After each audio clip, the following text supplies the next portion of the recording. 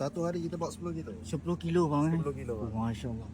Bang, Assalamualaikum bang. Waalaikumsalam. Bang, nasi lemak malam-malam bang Ya. Oh, Masya Allah. Baik Oh, bang. betul, mana? Macam-macam ada ni bang. Apa yang best bang? Hari ni kita ada daging dendeng kita punya. Daging signature. dendeng bang Betul. Ui, Dan baik kita bang. ada ayam goreng kunyit, Ayam ada goreng paru kunyit. goreng, Baru goreng. ayam berempah, Ayam berempah, telur mata telur bang. mata, Oh, sama soto sotong kembang, ada. dan kita ada kerang belado. Kerang belado ni baru je bang Ya betul. Oh, baik bang. Bang, saya nak satu ayam goreng dengan telur mata. Alright. Bagi saya lagi satu dendeng bang. Dendeng bang. Dendeng. Dendeng. So ada 2 bungkus Dua bang. Dendeng abang tambah kerang bang. Kerang belado bang. Baik. Saya tak pernah nampak ni bang. Kerang belado ni bang. Itu kita punya weekend special. Weekend special bang Betul. Oh, Masya Allah. Baik bang. Baik bang. Suatu pagi bang Ya betul. Masya Allah. Suatu... Okey, kacang bilis okey bang.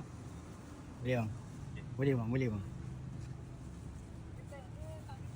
Kacang bilis, telur separuh. Masya Allah. Ayam mana-mana bang? Ayam mana-mana boleh bang. Boleh? Boleh bang. Tak kisah. Baik. Oh, Masya Allah. Okey. Yang ni kita masukkan daging dendeng. Daging dendeng bang. Daging Kita dendeng. punya signature. Signature bang Betul. Ini satu hari berapa kilo bang? Satu hari kita bawa 10 kilo. 10 kilo bang 10 kilo. Oh, Masya Allah. Baik Dan bang. seterusnya kerang belado. Kerang belado. Kerang belado. Baik. Alright. Baik bang. Ni sambal dia bang Sambal nasi. Sambal dia lain macam bang Insya-Allah. Saya dah baca macam-macam komen bang. Sambal dia buat orang datang balik bang Terima kasih bang.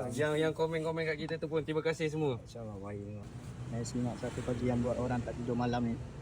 Okey abang nak tambah Boleh bang. Okey. Baik bang. Terus bang. Terus bang. Bismillahirrahmanirrahim. Terus bang. Garing ni. Ban ni buka hari-hari ke bang?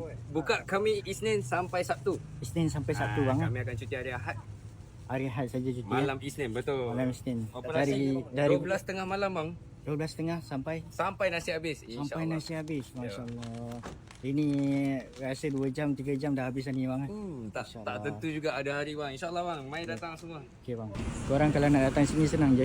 Korang search je Petronas Stadium Wangsa ataupun Ahmad Fried Chicken. Diorang dekat sini je. Tepi jalan ni. Nasi lemak suatu pagi.